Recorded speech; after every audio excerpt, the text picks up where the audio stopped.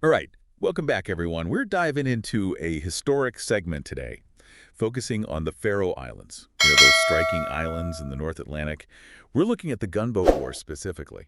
Part of the Napoleonic Wars, of course. Exactly, yeah. Those massive European conflicts. But for anyone who wants to delve deeper, check out Pal's Fundamentals on YouTube. They've got tons more on this kind of history. Great channel, lots of good stuff there. Definitely. Now, the Faroes, they're Danish, right? So Denmark-Norway was stuck in the middle of these wars. And the British Navy, well, they ruled the waves back then. Oh yeah, absolutely dominated. So the question is, did the British do to the Faroe Islands what they did to Iceland?